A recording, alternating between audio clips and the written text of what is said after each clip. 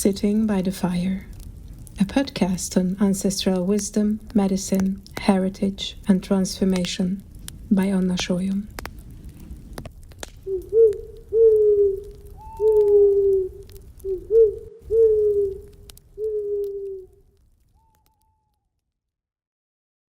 Hello, everyone.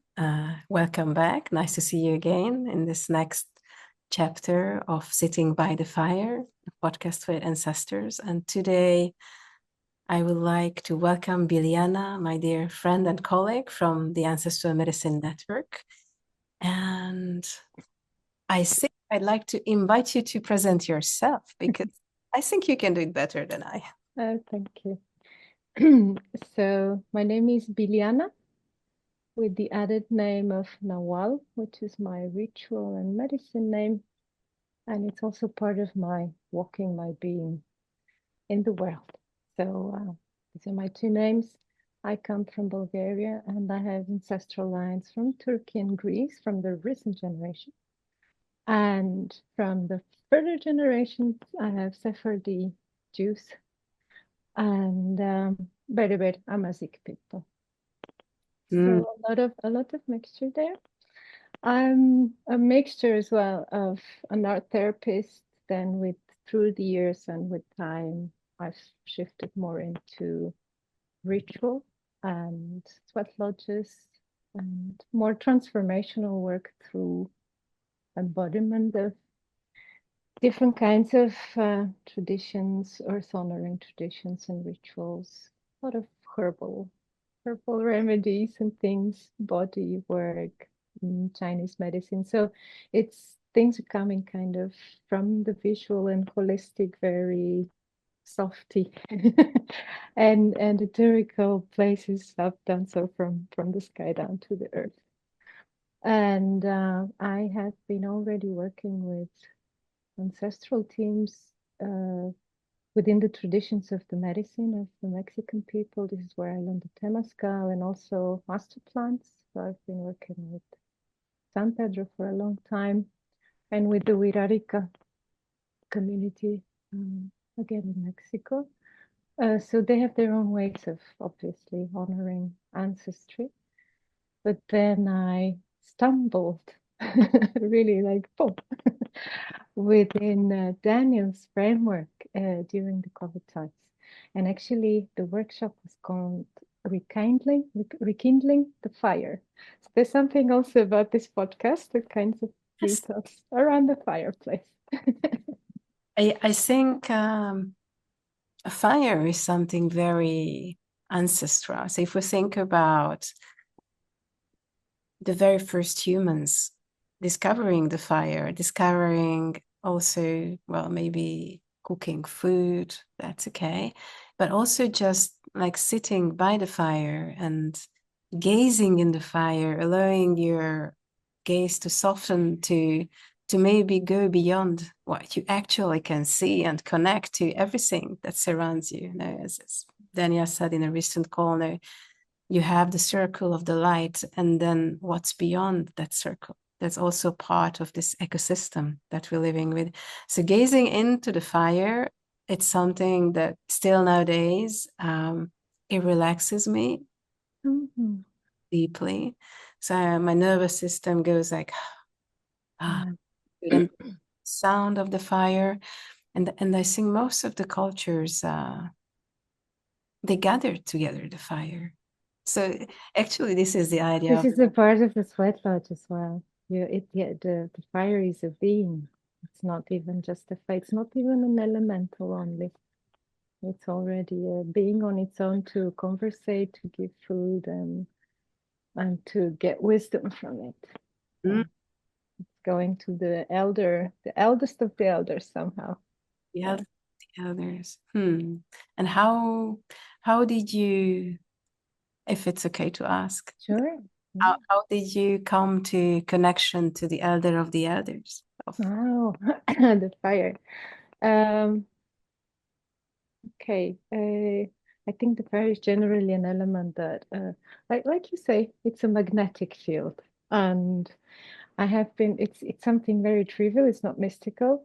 I have been a caver, explorer, so a speleologist for more than 15 years. And the question just of going to the mountains every weekend and having the fire to warm up, but actually on a more symbolic or archetypal level, we were in caves and we had to make fire. And there's a lot of silence there. There's no time inside. So you go in where it's the fire makes certain type of plays around the walls. I'm a visual person and an artist, so this magnetic field has been probably my first contact with fire, and then slowly understanding that the fire is one of the elements that is less dominable. I'm not sure the English word, domable, and it purifies and transforms in the moment. From one shape and one form to another. And this doesn't happen with the earth and neither with the water. Also, it also changes, of course, but not in that sense. It really transcends. So my research around the fire has been, this theme's about transcending and transmuting in the alchemy of things. I think it's just a personal thing within time, within my walking, within my just my research, the sweat lodge came so strongly, and I wasn't even sure if I can sit around and hold and nurture the strength of this elemental. So it's for me, it's not even the structure or necessarily the elders, such as human elders, that can give you the permission to work with it. It's actually the fire that gives you permission to work with it. And in Bulgaria, we have also, we are sun people, so to say. Like the really ancient traditions still have families nowadays that Bulgarians can walk on the charcoals. I'm not sure. Yeah, they're fire walkers.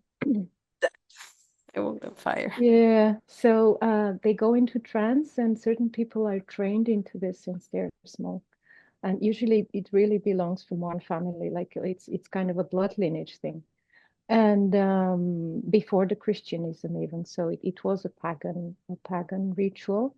And there is something about our people here that is very connected to the sun and to the fire.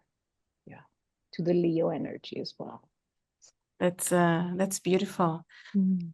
It's been like, excuse me, it's been like more than 20 years. I don't know when I think I was 18 or 19 when I had a meditation master in Budapest, and he was also doing holotropic breathing and fire walking. So I did it maybe 3 or 4 times in my life, and it's something that there is a before and an after, because the cognitive mind, it's not there. I mean, you can't believe that you can walk on coal and you're not going to get blistered, that burned. But what I discovered is that if you can come to stay in the state of existence that is really the being in being instead of doing something, then actually you can do that. You can walk, you can even dance, breathing and living in the body, and allowing yourself to transcend from one state to the other state with the help of the fire. So it's really like a cooperation with the coal in that moment. And when you have one tote, you get one burnt blister. So it's really interesting. That's interesting. Yeah, actually. Thank you for reminding this. Yeah, lots of our things really go around the fire, or the inner rage, let's say, or all these things that cannot find any outlet are actually burning things inside. We need one way or another to transform that situation. Yes. I didn't know it was also coming from Bulgarian heritage too. The firewalking. Yes, yes. I'm not sure Bulgarian. These are, as far as I know, these are Thracian people. So not the nowadays Bulgaria. I wonder if there is some connection then at those times also with what nowadays Hungary is. Um, it's something that I feel I started actually for my all my training into the sweat lodge work, and working with smudging and so on. It was needed to really have a cult, a fire cult, so to say. So really kindling and understanding and having a ritual every week with a fire and hear and listen what it had to say, things that were coming up, how to work with the elements to feed the fire so that the fire actually burns on its own. You don't have to kind of control it. So through your through your devotion, let's say, or energy and input and intention, there is the symbiosis starting to happen. So it's something that you're saying you're already within the being of the fire. And once you're within the being of the fire, your body does not exist. I mean, it does obviously, but has a different consciousness. And that consciousness that starts to manifest itself in ways that the mind cannot comprehend at all. And this is something that I feel is so magnetic and it's so ancestral, so deep, so deep, so deep.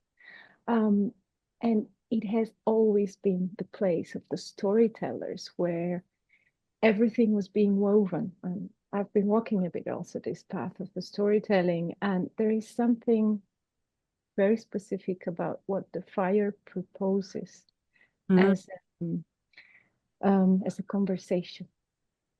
So you can go with a certain intention, but once you sit on a fire, around the fire in a circle, something else starts to happen. And all the ancestral stories and storytellers of not just the mythical stories, but like chronicles of families and history of places, definitely, that have been transferred orally around fires. Absolutely. Yeah.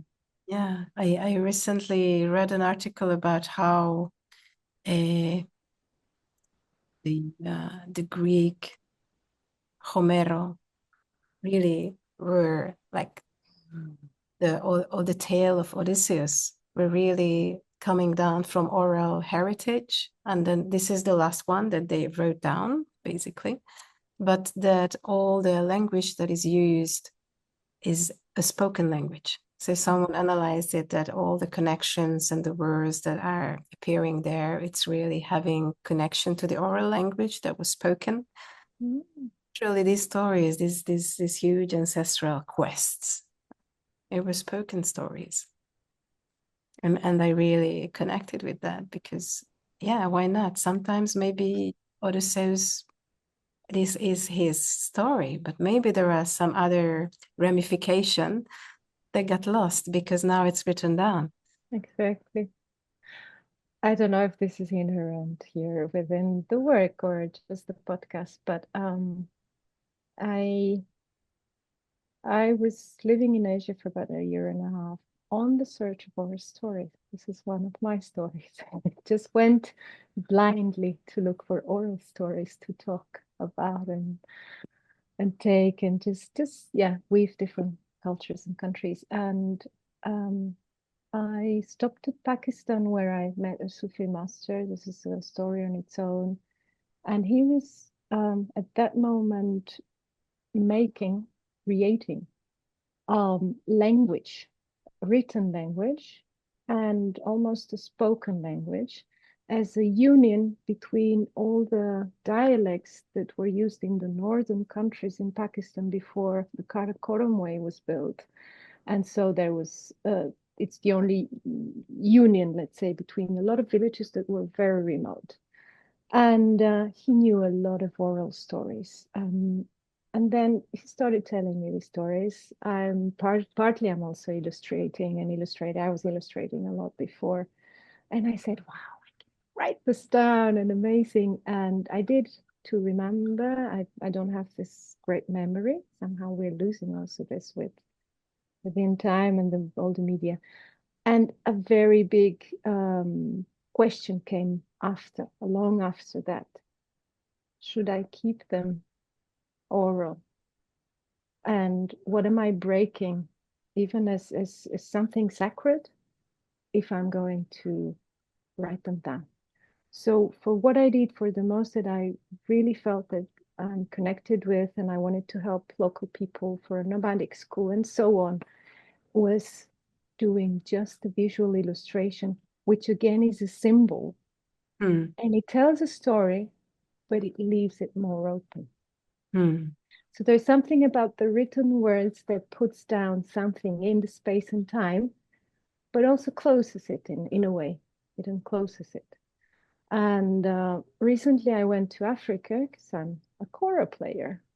And the local traditions of the kora playing in West Africa are around the storytellers and the archives, people archives, I don't know how you call them, the historians of the place. And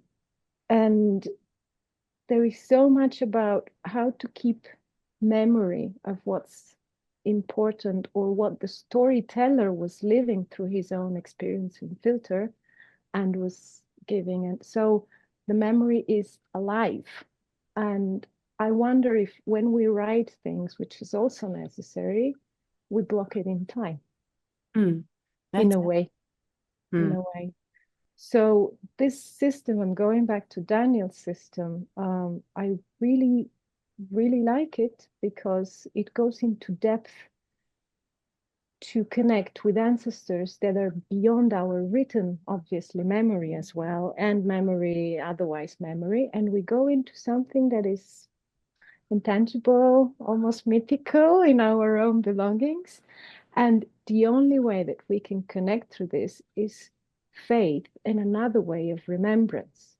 Yeah. And something of this way of going and connecting with those very, very old generations reminds me, I don't, it's not a logical thing that I'm saying now, but it's being a felt sense of that's what the storytellers were doing.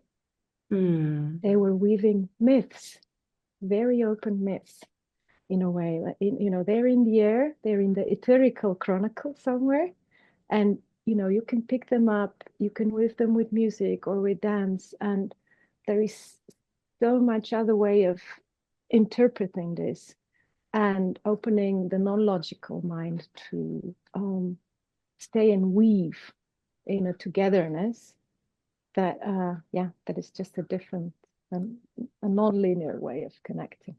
Yeah, I love that what you say, and in the eyes of my spirit or soul, I know threads, Yeah, and maybe that you can take down and weave to weave.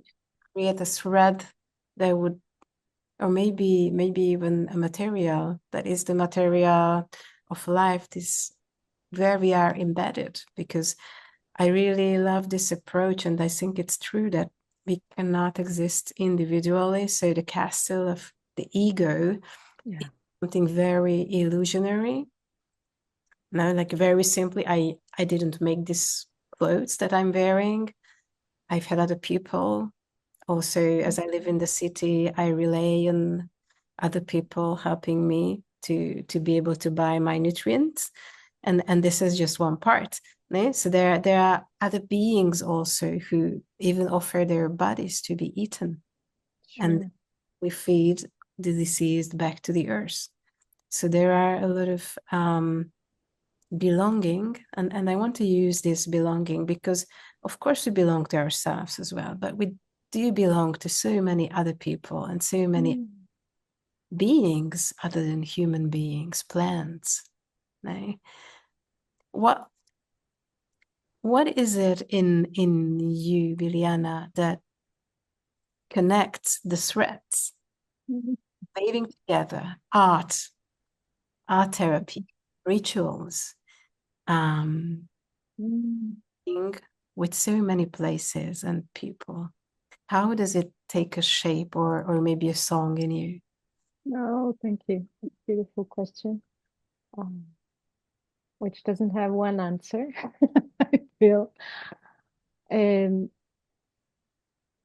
there is a deep thirst that I've been reconnecting or maybe recognizing and consciously understanding in this past years of my life. I'm 44 now, and it's really 26 years I'm outside of my country, but not just in another place, in many places, living and exploring. And really, what is that? What is this coming from? Why, you know?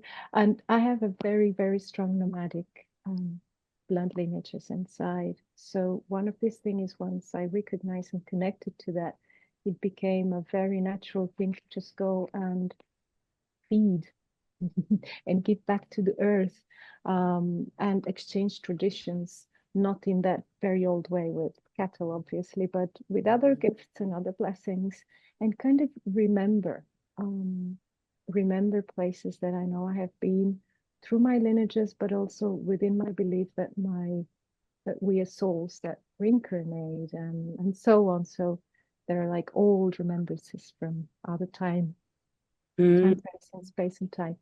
So the weaving, how these things come together, it's been showing itself really within time. Interesting enough, when I was studying in Florence and the Academy of Fine Arts, my thesis was called, and this is something very different just from painting, but I went into sacred sciences, and the theme was, let me just try um,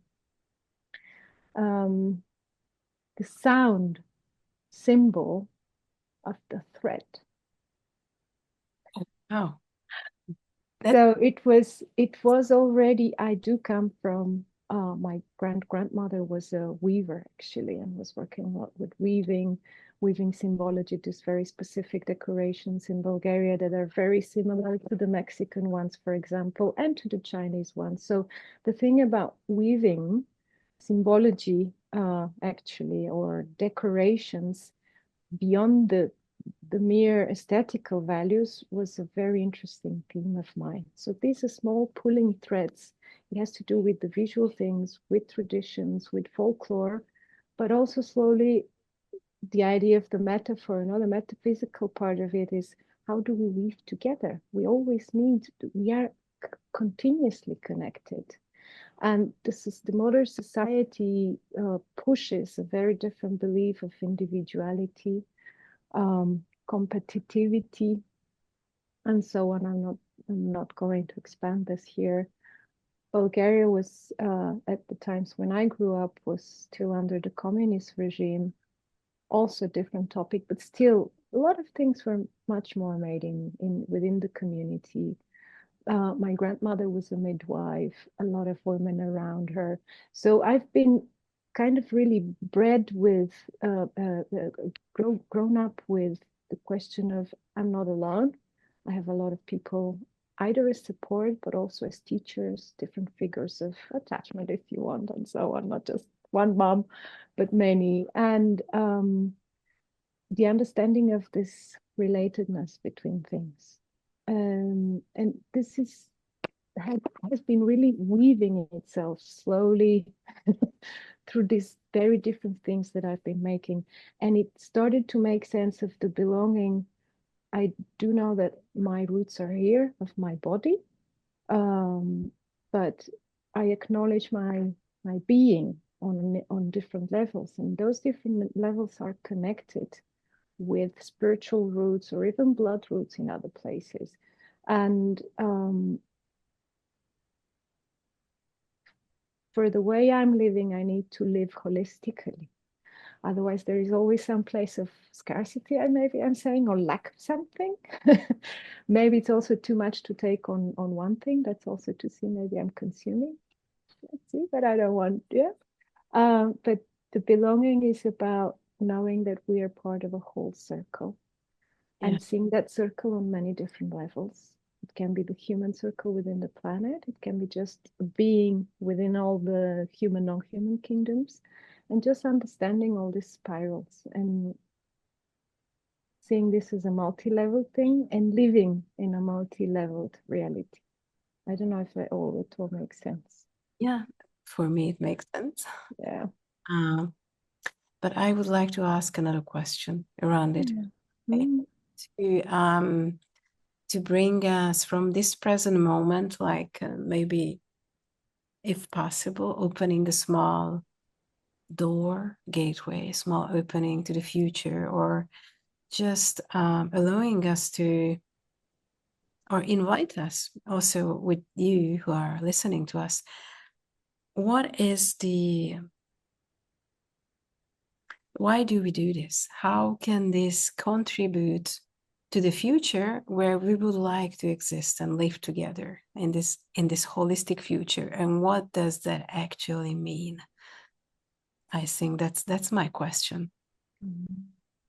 For you, Biliana. How do we belong to the future? Oh, okay. So the deeper work with ancestry, at least for me, allowed that to really feel that the belonging of my human belonging, but also to the earth, even in blood lineages, can really be from different places. And that connects me to already the cutting off of beliefs that, oh, I'm just Bulgarian, I'm just this. Oh, it can be me and this. It's not but, either or, it's not black and white. And it's really about weaving colors and going beyond the personal. I don't know if I would use now the persona here from the Jungian, but really the personal constructs that we have around what we know as a childhood and so on and socially, and connecting us to a wider web of possibilities and contacts and richness. So it's not choosing I have the scarcity or the interest or just that. I can be this and this and this and this and this.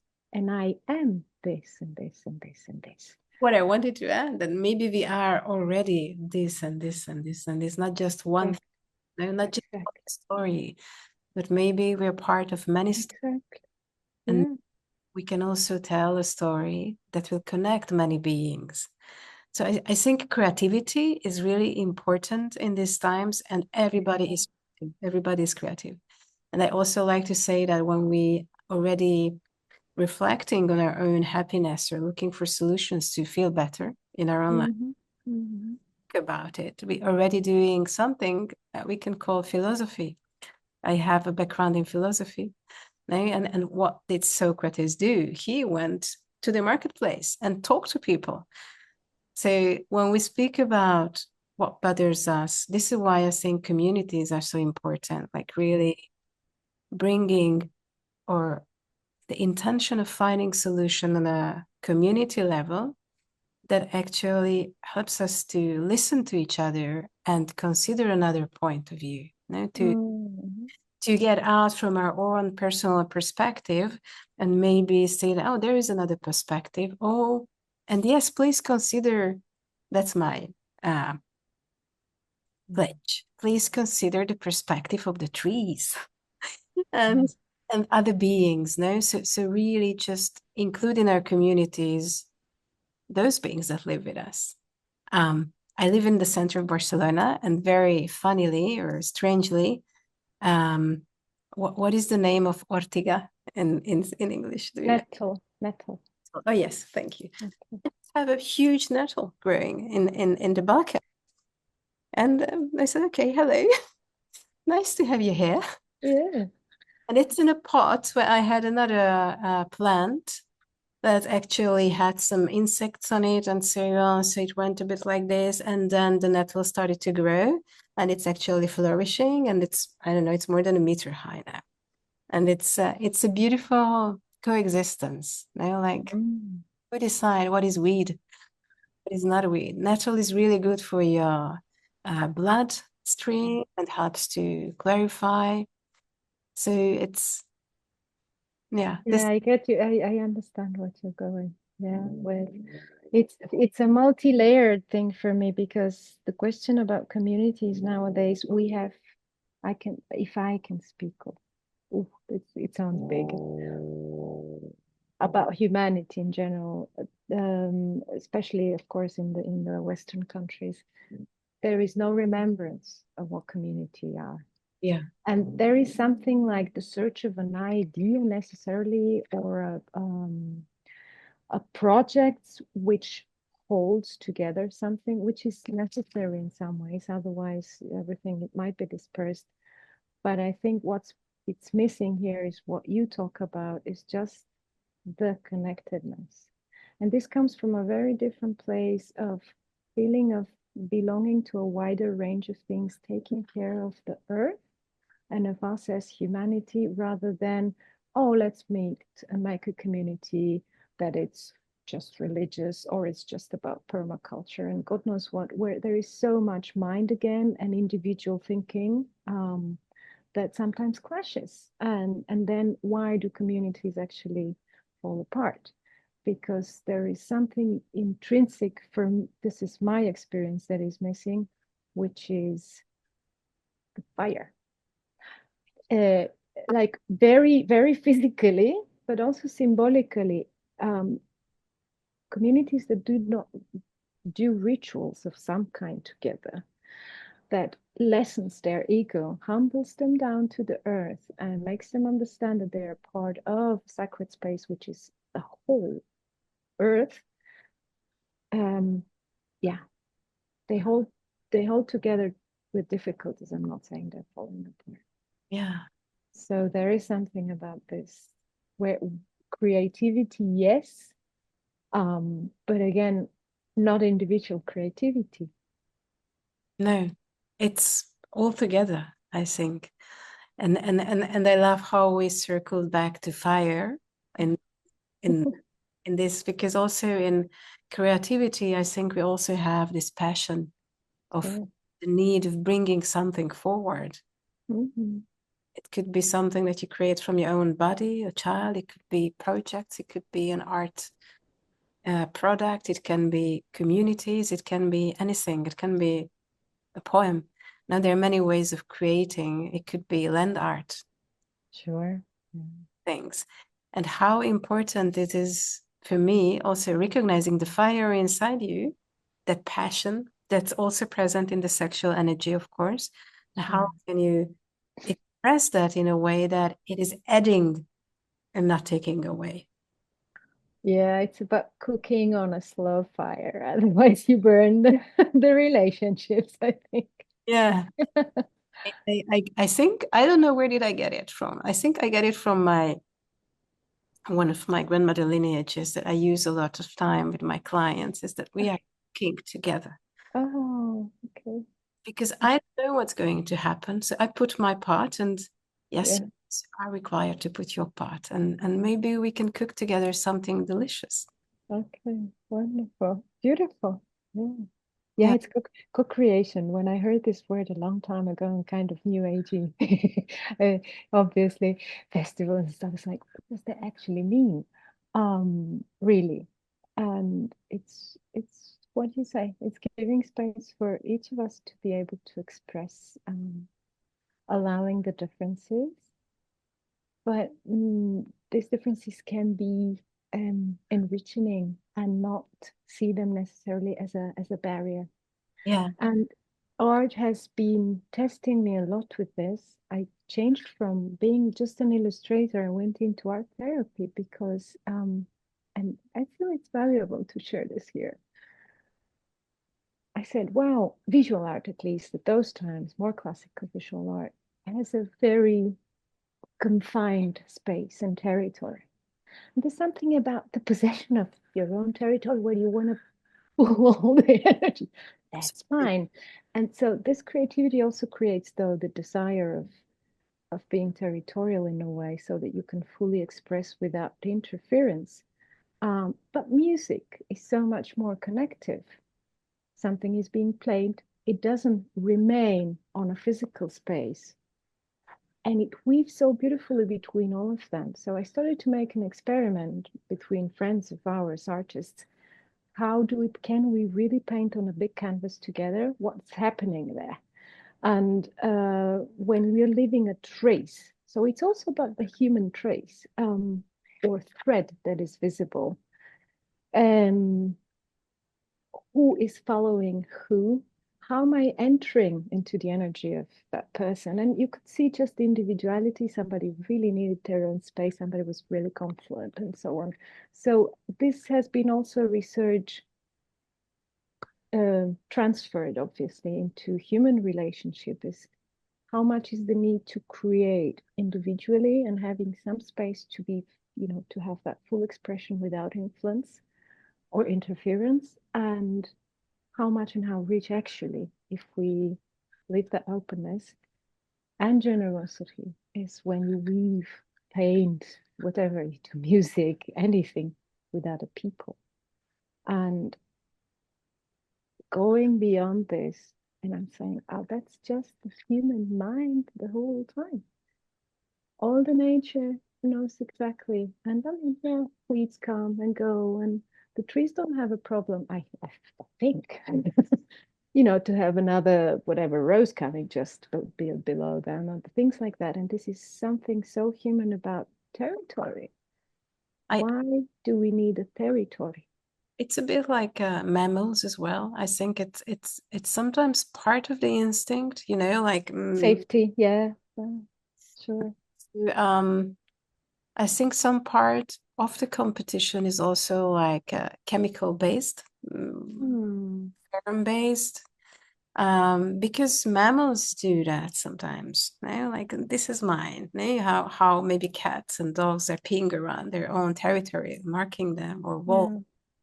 So that there's definitely one part of that. But one other thing that came in my mind was that there are several occasions in human history that we know that something was invented by two people at the Mm-hmm. time, and one got registered and the other not. No, True. Oh, yeah.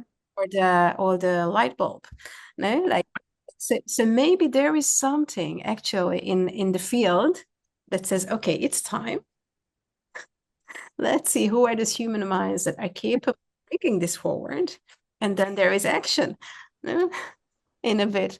And another thing that comes in my mind is in the movie that's called Cloud Atlas. I know that there's a book as well. I prefer the movie in this case because I liked it better. But so there is one part when one of the protagonists is serving, helping an almost blind pianist. And this is the Cloud Atlas sextet that he starts to dream about the young person and then the old person, because he starts to dream about it and tries to play it. So, but he can only play in the night. So the old musician and one day wakes up and comes in and says, "Oh, this is the music I was dreaming about," and Oh, to fight. And I said, "Whose dream was that? I don't know." No. that's beautiful. This reminds me of something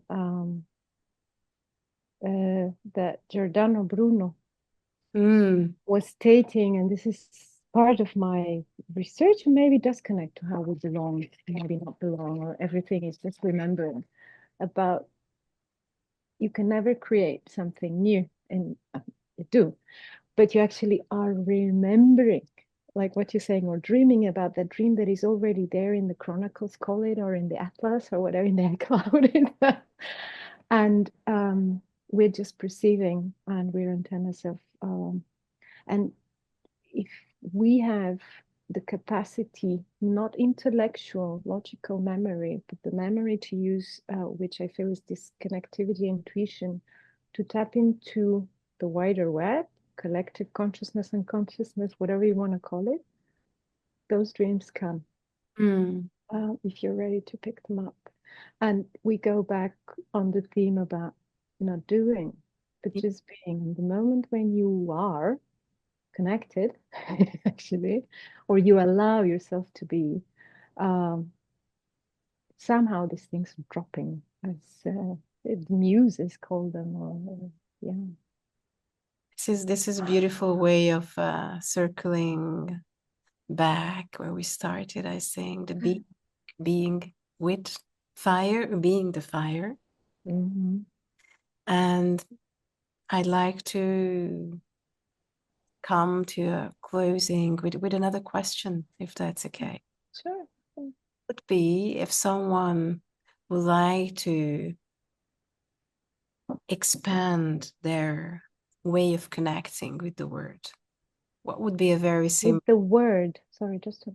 this collective being, collectiveness, or greater web of life? But maybe this is a first or second time that someone is hearing about it. What would you suggest to someone to start with?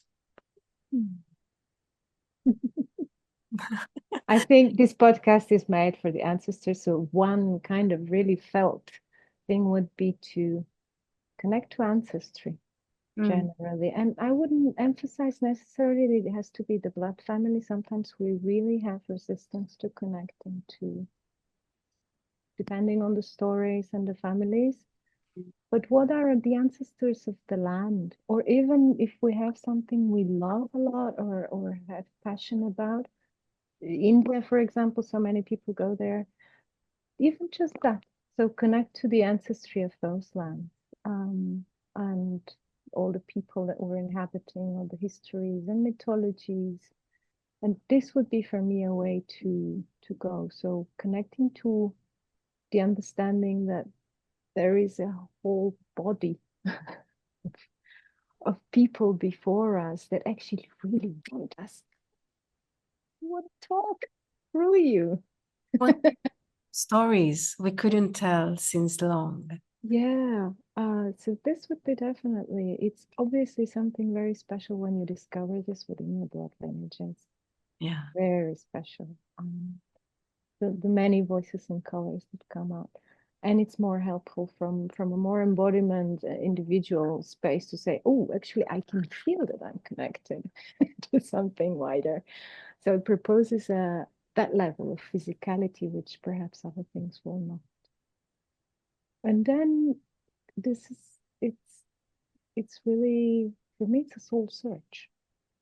It's a question of the soul of the people and how much they want to connect. And obviously, I work with plants. So plants are really an ally, maybe not the easiest way, but some of the ways to understand, open up the consciousness in a different way, and just put a bit on the side that viewpoint and say, oops, ooh, I can even see or feel that I'm so connected.